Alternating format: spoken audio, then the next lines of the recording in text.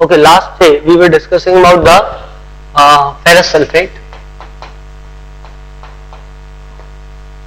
और जहां तक मुझे याद है हमने डिस्कस किया था कि ferrous sulfate changes the color of K2Cr2O7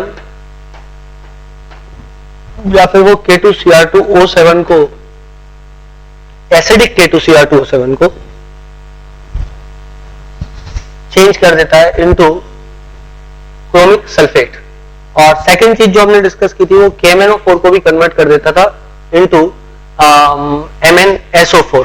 तो वहां भी जो कलर था KMnO4 का वो डी कलर, जो पर्पल कलर होता है KMnO4 का, वो खत्म हो जाता है।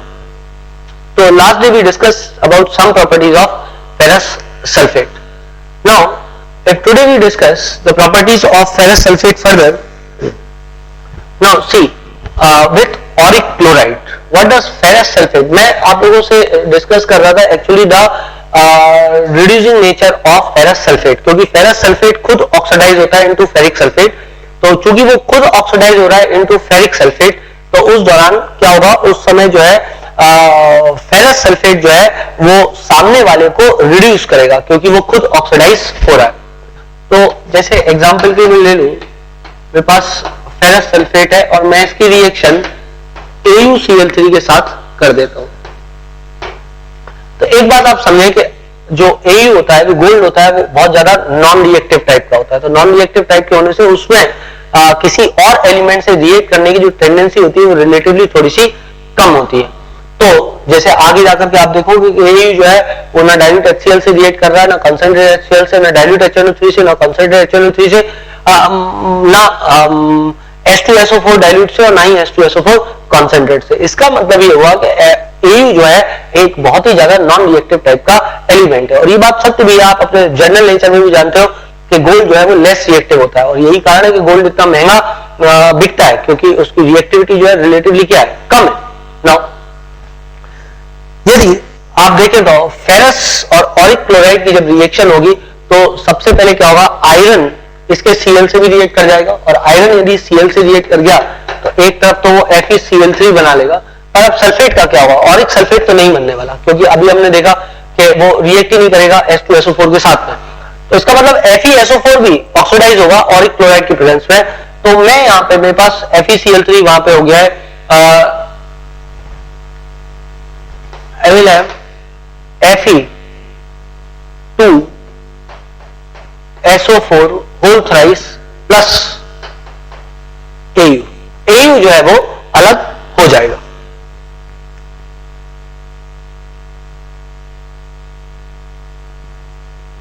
Fe2SO4 whole thrice Au अलग हो जाएगा। It is less reactive element.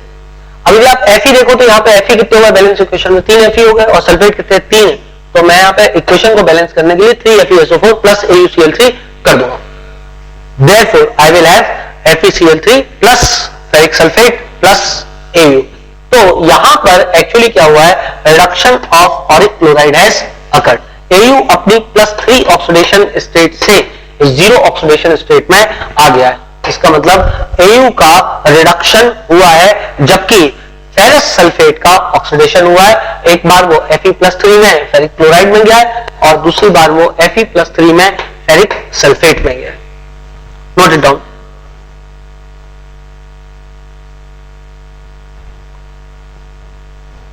Note down.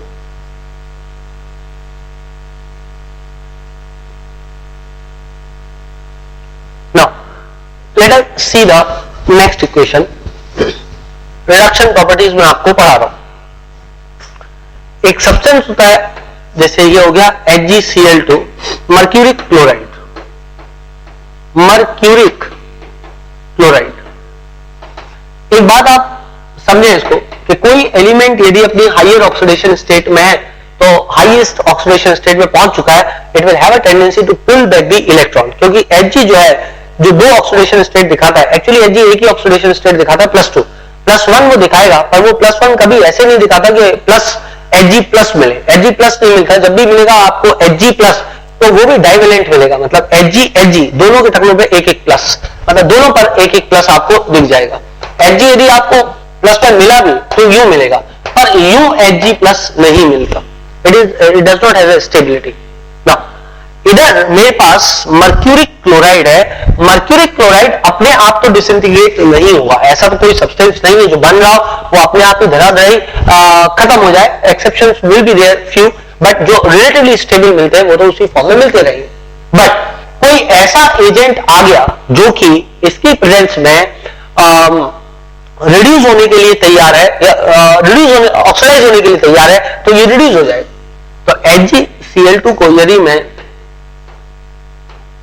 Hg2Cl2 में चला जाएगा ये, और इधर चला जाएगा Cl, मैं 2Cl यहां पे कर दूं, वो मैं देख लूंगा, फाइनली मेरे को यहां पे 2 कर देता हूं तो इक्वेशन यहां पे बैलेंस है, 2Cl आ गया। अब मेरे पास यहां पे पड़ा हुआ है फेरस सल्फेट जो कि ऑक्सीडाइज होना चाहता है। ऑब्वियस सी बात है कि ये रिएक्शन हुई इसीलिए है क्योंकि फेरस सल्फेट मौजूद है, अदरवाइज तो ये अपनी स्थिति में टिका रहता, बट फेरस सल्फेट की प्रेजेंस में ये जो है टूट करके Hg2Cl2 में चला जाएगा। अब वहां से क्लोरीन ले आओ, तो 2Cl मैं वहां से ले आया। अब खुद सोचो आप कि मैं यहां पर बनाने वाला हूं फेरिक क्लोराइड क्योंकि स्टेबल तो यही FeCl3, और दूसरी चीज मैं यहां पे बनाने वाला हूं वो है ferrous sulphate, ferric sulphate FeSO4 whole twice. पर जो चीज मेरे को समझ में आती है वो ऐसा है कि यहां पे मेरे पास फेरस सल्फेट Fe2SO4 हो गया, 2Cl मैंने ऊपर से उतारा, पर मेरे को एक्चुअली कितने Cl की जरूरत है, एक्चुअली मेरे को 3Cl की जरूरत है FeCl3 बनाने के लिए। ऊपर से मैं 2Cl यहां पे लेके आया हूं, मेरे को यहां पे टोटल Cl चाहिए 3 Cl मेरे को इस तरफ चाहिए। तो इक्वेशन को बैलेंस करने के लिए मैं ऊपर और नीचे कुछ चीजों से मल्टीप्लाई करने की कोशिश करता हूं। जैसे यदि मैं इसको यहां पे 6 कर दूं, 6Cl कर दूं, तो यहां पे 2FeCl3 कर सकता हूं, ऊपर में 3 से मल्टीप्लाई कर दूंगा। यदि मैं यहां 6Cl ले रहा हूं अपनी इक्वेशन को कंप्लीट करने के लिए, या मैं यहां पे मान लो 3Cl ले लूं, डायरेक्ट ले लेता हूं, 3Cl मैंने ले लिया, पर वहां पे तो मेरे पास 2 ही Cl, तो ऊपर वाली इक्वेशन को 1.5 से मल्टीप्लाई कर दूं, मतलब 3/2 से मल्टीप्लाई कर दूं। जो भी 3/2 से मल्टीप्लाई करके ये आएगा उसको मैं ऐसे नंबर से मल्टीप्लाई कर दूंगा जिससे कि मेरे को फिगर जो है वो ऊपर को मैं 2 से मल्टीप्लाई कर दूंगा। पूरी इक्वेशन जो भी बैलेंस इक्वेशन बनेगी उसको मैं 2 से मल्टीप्लाई कर दूंगा, फाइनली मेरे को एक बैलेंस इक्वेशन मिल जाएगी। नाउ यहां पर इधर जो है ऑब्वियसली मेरे को क्योंकि Fe और Fe2Cl3, तो इसका मतलब मेरे को यहां पे 3 मोल वाले लेने पड़ेंगे, तो 3 मोल मैंने यहां पे ले लिए। आगे बैलेंस इक्वेशन में लिख सकता हूं, क्योंकि मैं ऊपर नीचे मल्टीप्लाई नहीं करना चाहता था तो मैंने डायरेक्ट कर दिया। इधर जब आके मल्टीप्लाई होगा तो ये 3Cl हो जाएगा, ये हो जाएगा 3/2 Hg2Cl2, और इसको भी 3/2 कर दूंगा तो ये भी फाइनली कितना हो जाएगा, 3 हो जाएगा। तो मेरे पास फाइनली इक्वेशन बन जाएगी 3 HgCl2 plus 3 FeSO4 plus 3 Cl, sorry Cl को लिखने की जरूरत नहीं है, ये तो कट गया, वो भी कट गया।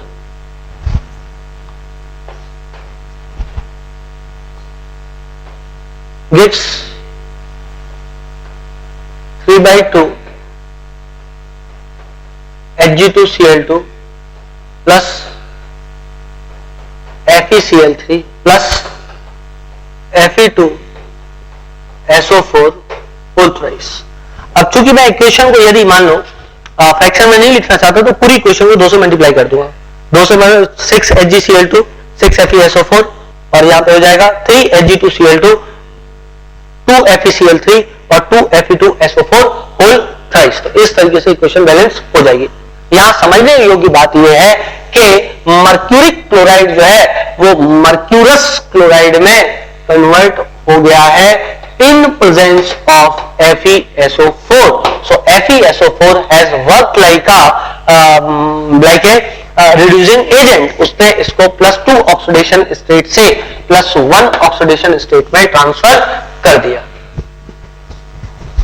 देखो, a cold solution of FeSO4, a cold solution of FeSO4 absorbs nitrous oxide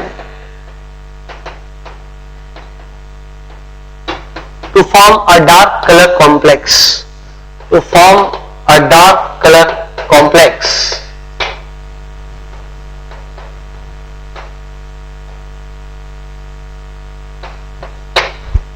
equation लिख लो। नाउ एक और पॉइंट, फेरस सल्फेट जो होता है वो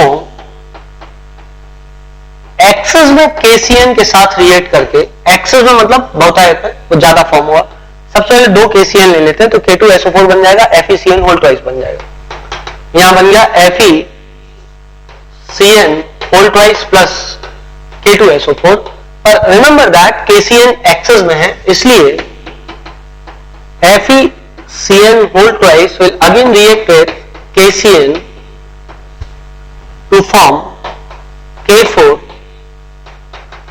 FeCN6, that is potassium ferrous cyanide. ये कॉमन नेम है इसका, वरना आप लिखते हैं पोटेशियम हेक्सासाइनोफेरेट 2। तो एक्सेस में जब रिएक्ट करता है तो पोटेशियम फेरस साइनाइड का कॉम्प्लेक्स बना देता है। इसके अलावा एक लास्ट पॉइंट लिखो, ferrous sulphate has tendency to form double salts. Example मैंने आपको पहले ही बताया, Mohr salt ferrous ammonium sulphate,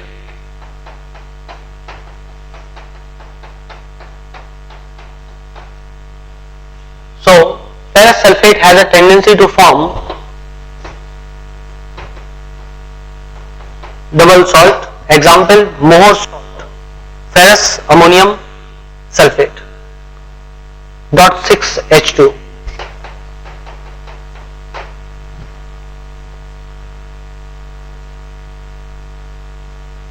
Now let us come on to the next thing, that is FeCl3, ferric chloride. तो फेरिक क्लोराइड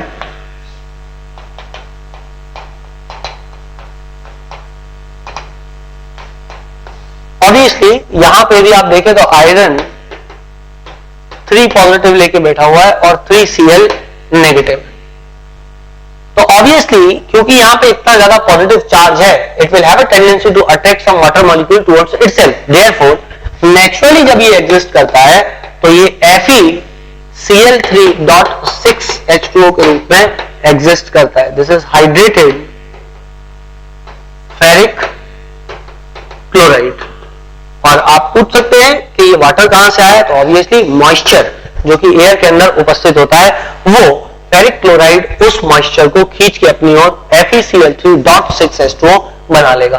तो ferric chloride exist in form of FeCl3.6H2O, that is hydrated ferric chloride. Hydrated ferric chloride. Now, इसके बाद में preparation की बात करें तो preparation सबसे पहले मैं आयरन की रिएक्शन Cl2 से करा दूं ड्राई कंडीशन में, तो obviously it will form FeCl3 2 और यहां पे 2 मोल ले लेता हूं, या फिर मैं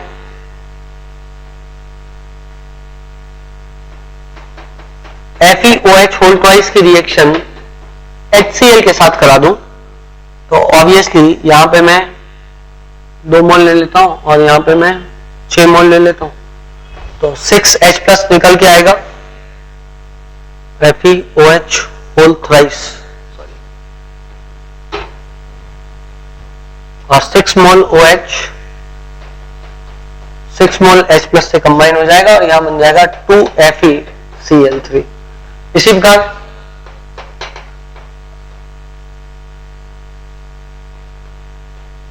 Fe2CO3 होल थ्राइस कार्बोनेट के पैसे 2 नेगेटिव चार्ज होता है, +3 में चाहिए मेरे को।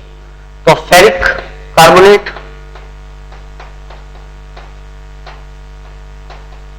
की रिएक्शन यदि HCl से करा दो तो 6H+ निकल के जाएंगे, तो ऑब्वियसली इधर से 3 कार्बोनेट आ रहा है तो ये H2CO3 बना लेगा, टोटल मोल 3 मोल। पर चूंकि कार्बोनिक एसिड स्टेबल नहीं होता है इसलिए टूट जाता है H2+ CO2 में, और प्लस मिल जाएगा मेरे को यहाँ पे 3 मोल FeCl3। मैं Fe2O3 फेरिक ऑक्साइड की रिएक्शन भी HCl से करा सकता हूं, और HCl से यदि मैंने रिएक्शन कराया तो 3 ऑक्सीजन को 6 हाइड्रोजन चाहिए, तो बना लेगा 2FeCl3 plus FeCl3 2 mole. So this is how the ferric chloride can be prepared. अब एक और सवाल उठता है कि क्या मैं ऐसा नहीं कर सकता था कि FeCl3.6H2O को हीट कर देता और वाटर को बाहर निकाल देता और FeCl3 मिल जाता मेरे को। तो ये क्वेश्चन जनरली जो है वो आता है एग्जाम में, आ भी चुका है पहले कि क्या इससे हम प्योर FeCl3 बना सकते हैं।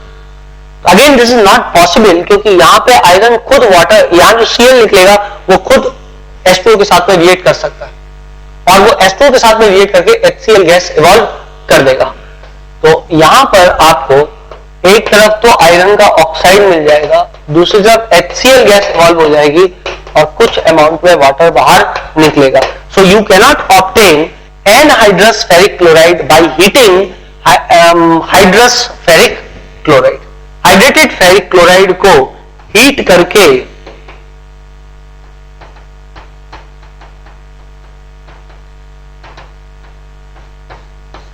आप यदि चाहें कि एनहाइड्रेटेड फेरिक क्लोराइड प्राप्त कर लें तो नहीं प्राप्त कर सकते। No properties of ferric chloride. Properties of ferric chloride.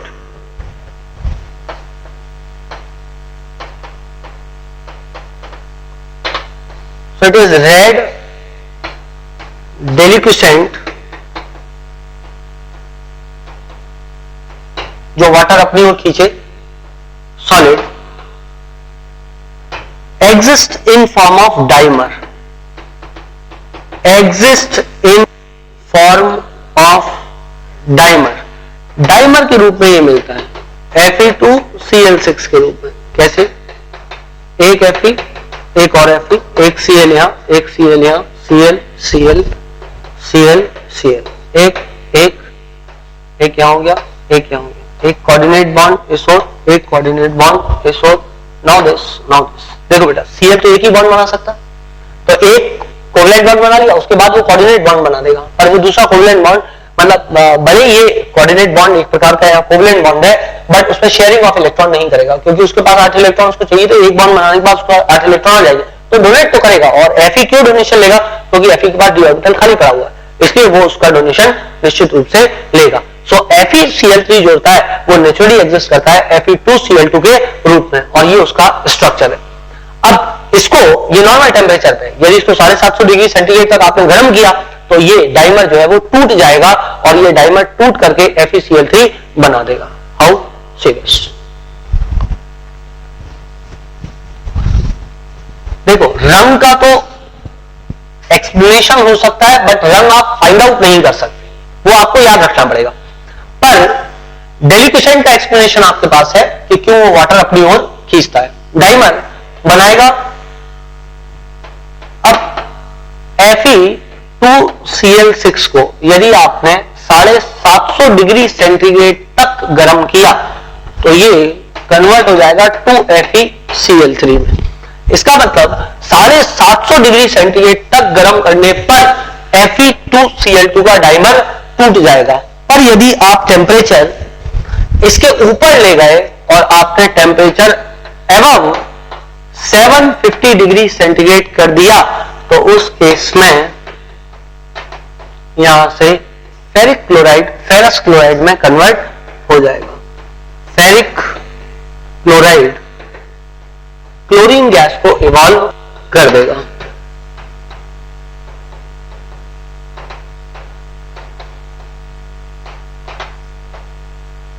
Chlorine gas is evolve.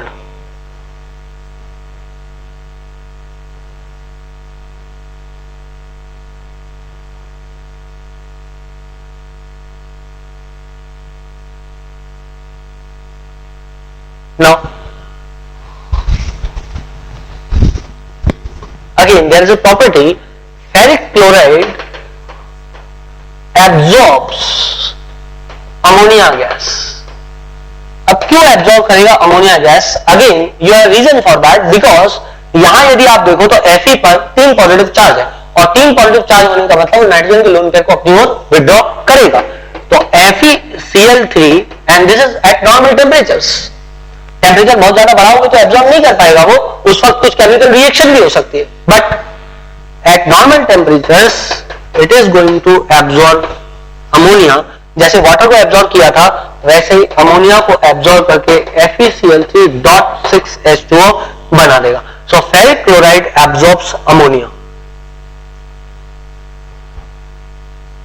Ferric chloride absorbs ammonia gas. Now one more thing, सी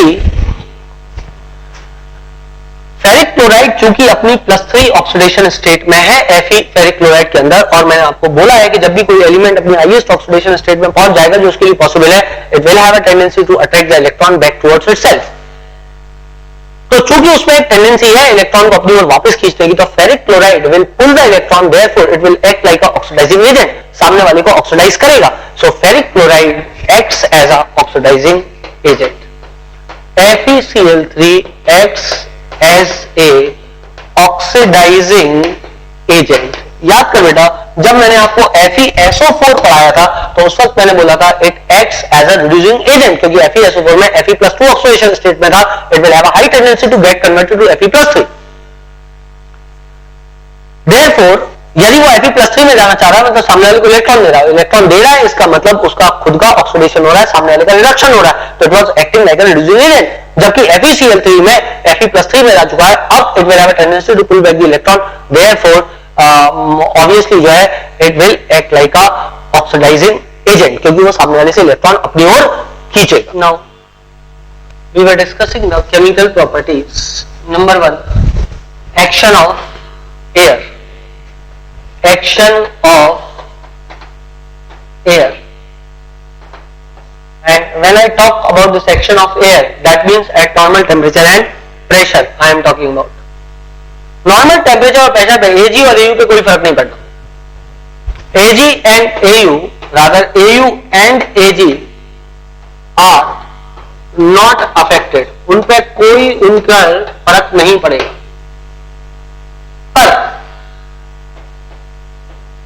जहां तक कॉपर का सवाल है, copper will be affected. Copper जो है ग्रीनिश कलर की लेयर बना लेता है अपने ऊपर, कॉपर जो है ग्रीनिश कलर की लेयर, इसका मतलब ये नहीं है कि तुरंत बना लेता है, it takes a lot of time for that, but thermodynamically reaction possible है। जैसे आयरन में हमने देखा, आयरन लॉन्ग टर्म में रस्ट लग जाएगा उसमें, इसी प्रकार कॉपर जो है लॉन्ग टर्म में रिएक्ट कर जाता है एयर के साथ में, और एयर के साथ में रिएक्ट करके बेसिक कार्बोनेट बना लेता है। जैसे Cu जो है रिएक्ट कर गया H2O के साथ में, और कार्बन डाइऑक्साइड जो एयर में मौजूद है उसके साथ में, और वो बना लेगा CuOH whole twice CuCO3। This is basic carbonate, this is basic carbonate. Action of oxygen,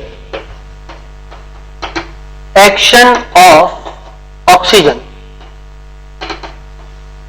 again oxygen के साथ में कोई एक्शन आपको Au और Ag में देखने को नहीं मिलेगा। सवाल ये उठता है कि क्या किसी भी टेम्परेचर पे नहीं मिलेगा? ऐसा नहीं, यदि आप टेम्परेचर को बहुत ज्यादा हाई कर दोगे तो उस वक्त Ag और Au जो है वो ऑक्साइड बना लेंगे, बट एक्चुअली प्रॉब्लम ये है कि एक हाई टेम्परेचर पर Ag और Au का ऑक्साइड स्टेबल ही नहीं रहेगा, तो वापस से टूट के वो ऑक्सीजन को बाहर देगा। इसका मतलब क्या हुआ? इसका मतलब ये हुआ even at higher temperature you cannot obtain stable oxides of Au and Ag। Therefore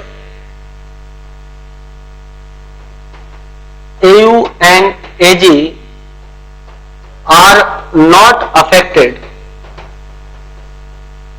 by